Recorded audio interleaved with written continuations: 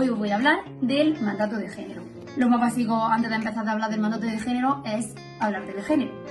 Todos nacemos con un sexo concreto, con unas características biológicas que se nos puede catalogar en hembra o en varón. Pero también a lo largo del tiempo tenemos unas características asignadas que son arbitrarias, culturales y sociales, que vienen en relación al tipo de comportamiento, de características, de rol, de tareas que se nos asigna, eso culturalmente y socialmente, según el sexo que hemos nacido. A eso es a lo que se le llama género. Empezamos con la primera palabra, sería rol. El rol son las tareas o funciones que se le asignan a un pequeño grupo o a los miembros de un grupo social. No todos los grupos sociales tienen por qué tener rol. Yo puedo ser andaluza y eso no conlleva ningún rol. Los vascos iguales son grupos sociales que no tienen tareas o funciones asignadas por el hecho de serlo.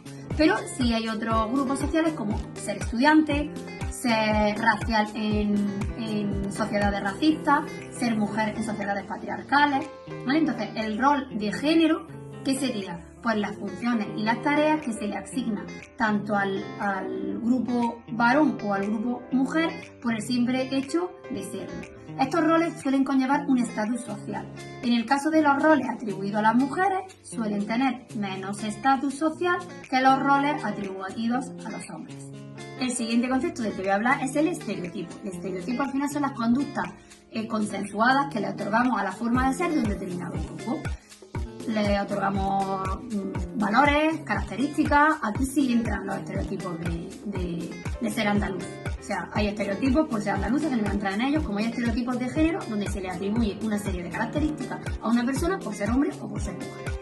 Al final es lo que pensamos. El estereotipo es lo que pensamos, que relacionado con ello está el prejuicio, que ante ese pensamiento tenemos una actitud derogativa, porque es una palabra con connotación negativa, el prejuicio, en el que lo que pensamos nos lleva a hacer que sintamos rechazo a ese grupo o valores o acciones que no son las correctas.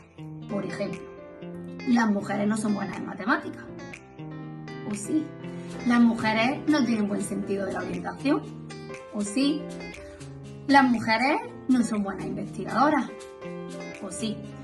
El caso es que este prejuicio es muy peligroso por el efecto Pigmalión. El efecto Pigmalión lo que dice es que si una persona no tiene una determinada característica, si todo su entorno le da a entender que sí la tiene, al final la acabará teniendo y acabará creyéndose que es así. Como consecuencia de esos prejuicios o esos estereotipos negativos, nos llevamos a una serie de comportamientos negativos también. Estaríamos hablando de discriminación, que al final es tratamiento injusto hacia una persona por pertenecer a una persona o un colectivo por pertenecer a una categoría social.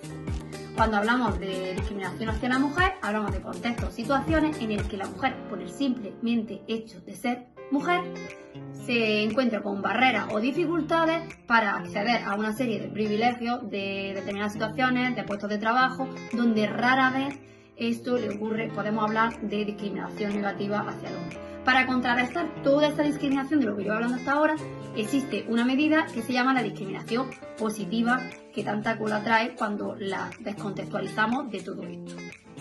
En resumen, la discriminación tiene que ver con lo que hacemos, cómo nos comportamos, que se apoya en nuestro nivel afectivo, en nuestra forma de sentir, en esos prejuicios que se apoyan en lo que nos han hecho creer a lo largo de nuestra vida, social y culturalmente, en esos estereotipos que se apoyan los roles de género, es decir, que están relacionados con el estatus social. Todo este esquema, todo este conjunto, al final es el mandato de género, que no deja de ser otra cosa, esa presión social, tanto del propio grupo como de los otros, para respetar esos roles, esos estereotipos y para llevar a cabo las sanciones sociales que conlleva el transgredir este mandato de género.